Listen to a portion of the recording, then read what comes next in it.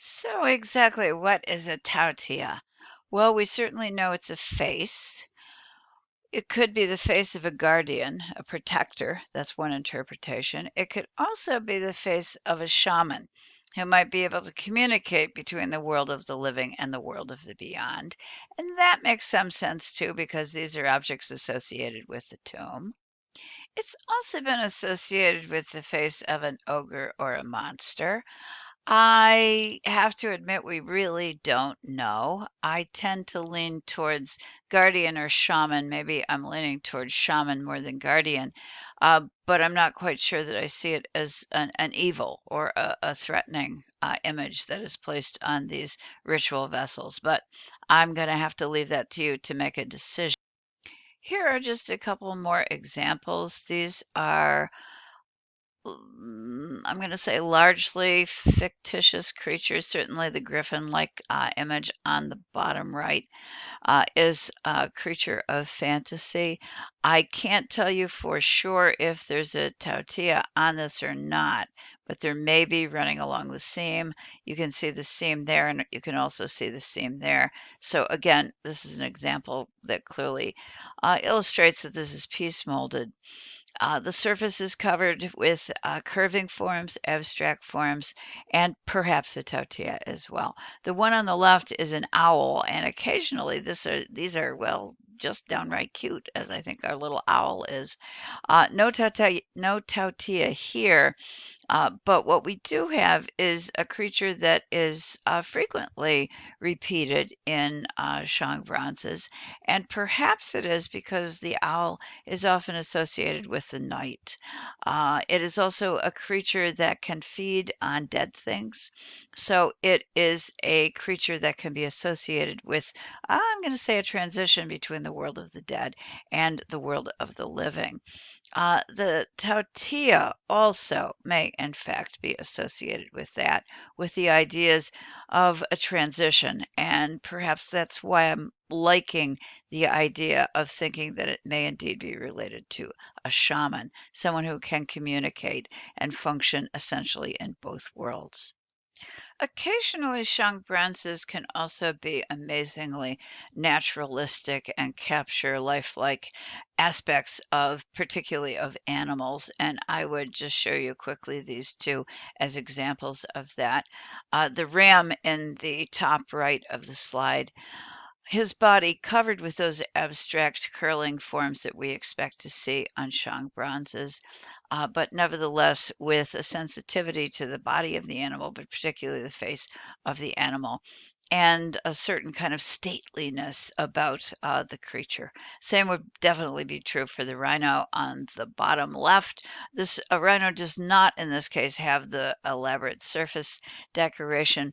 Nevertheless, it is a pretty impressive creature, and it seems to characterize the shape of the rhinoceros fairly successfully, and at the same time have this kind of maybe charming quality, but also equally a stately quality to the creature. So far, we could say that in the early dynasties, we have firmly and clearly established ancestor worship. When talking about this early period in Chinese history, we also often refer to the religious practices as folk religion or nature worship, in addition to shamanism. And we do believe shamanism played an important role, allowing the folks here to communicate with the other realms of existence, particularly the world of the ancestors and also of the gods. As a part of that, also, I think we've already picked up on the role that nature and, in particular, animals may have played. Sometimes, perhaps, as omens, sometimes as symbolic images. Again, I have another owl that has returned in the right hand corner of my slide, and a popular creature to show up in tombware for the deceased to put with our ancestors, and a bird of the night, a bird of darkness, a bird perhaps of death, but also a bird preying on dead things, and a perfect intermediary between our realm and the world beyond. We also have firmly established rich tomb burials that begin very early in Chinese history and are going to continue This is all going to be kept, but it is going to blend with some other things that are going to be added to the pot. One of those is going to be Confucianism. Another will be Taoism, spelled a couple different ways. These are Chinese. On top of that, though, ultimately we will also add in Buddhism, which will be an import. It will be teased out to fit into a Chinese worldview, but nevertheless, it will still be an import. So these three teachings will be added to what we've already established in ancient China, founding originally ancestor worship, folk religion, and nature worship, and certainly also shamanism. So let's take a look at each of those in turn because they remain important today to China. Let's begin with Confucius, a highly important philosopher from China, influencing the entire world, not just China today. His dates are 6th through 5th centuries BCE. This is a period in time of great ferment in philosophy and religion in the world, and it is such a period of new insights and new approaches that it is actually a period referred to as an axial age, a turning point essentially in human history. And Confucius is one of the players, one of the individuals who helps to suggest new pathways for us to follow. He definitely is an important and influential philosopher in China. He lived in an era of conflict. It was an era of warfare. That warfare took place after the Zhou dynasty declined, so there was no main authority to hold things together. This period in warfare was accompanied by new inventions in weaponry that happened to make fighting particularly horrible. And it was a period in time, I'm going to say, without honor on the battlefield. As warriors dominate and take control and war is everywhere, social values begin to disintegrate. Confucius decided that he was going to try and restore order by teaching us how to be better people, basically by teaching us good behavior. There are, in fact, some parallels, I think, between Confucius and the Buddha. Both of them begin their careers as a teacher. Both of them will have their students write their teachings down. Both of them end up giving us what amounts to as a how-to guide, although those guides might be for different purposes. But both of them give us direction about how we can live our lives and be better people. And in both cases, we have to do the work. It is hard. And both of them, in their own ways, suggest that we strive to be better, to improve ourselves.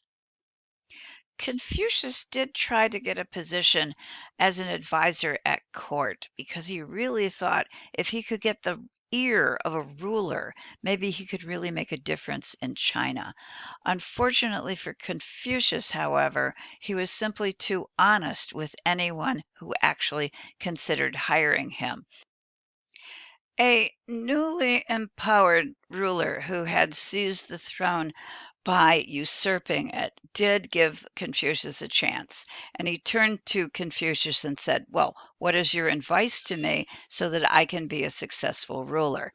This is what Confucius told him, quote, "You should better learn to govern yourself before trying to govern others." Ouch. I think you can tell that from that point on, Confucius, with this ruler, was only in charge of the broom closet. So he never succeeded as an advisor at court. Where he did succeed was as a teacher. He had a natural gift for it, using what we would probably call the Socratic method, a question and answer dialogue between teacher and student. And it was through the writings of Confucius's students that, again, we have Confucius's teachings. These are some of them.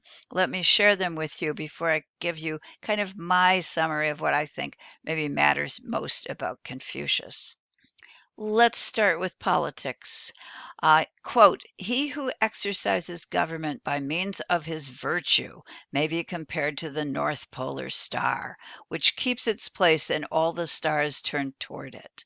What Confucius is saying here is that the most important thing a leader can do is be virtuous, set a good example for your people, and your people in turn will be good just like you.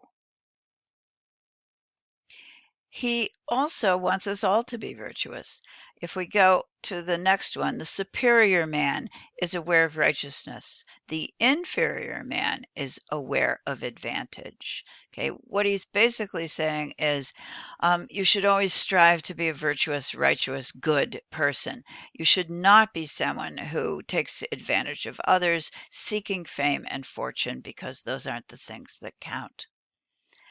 The word virtue appears a lot in Confucius. Quote, only by perfect virtue can the perfect path in all its courses be made a fact. So, one of the things most stressed by Confucius is that we need to be a good person, a virtuous person in everything that we do. He also had a couple things to say to students, including something I'll share with you in a minute about the arts. At the bottom, to study and not think is a waste. In other words, you can take, just for example, all of the content of this course and you can learn it, you can memorize it, but if you don't think about it, it will be a waste of your time. Equally, to think and to not study is dangerous. So if you just follow your own ideas and your own interpretations without even considering what the textbook has to say or what I have to say, or without seriously studying, that can be a dangerous thing.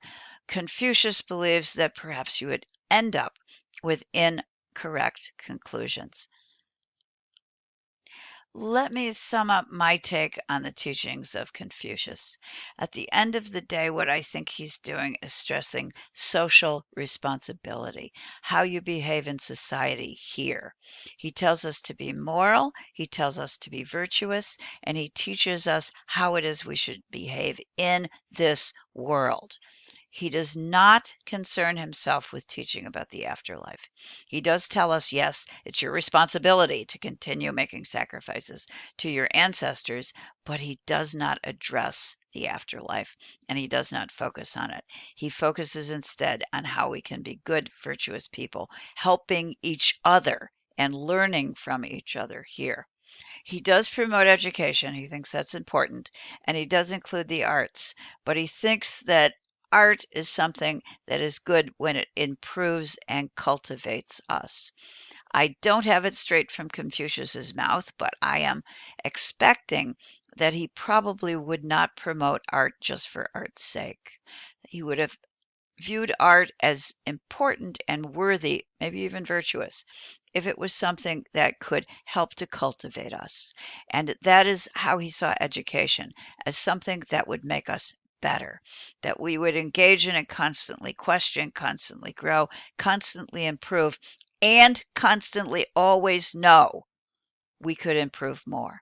Because part of his teachings focused on humility and modesty and honesty. A truly impressive and creative thinker.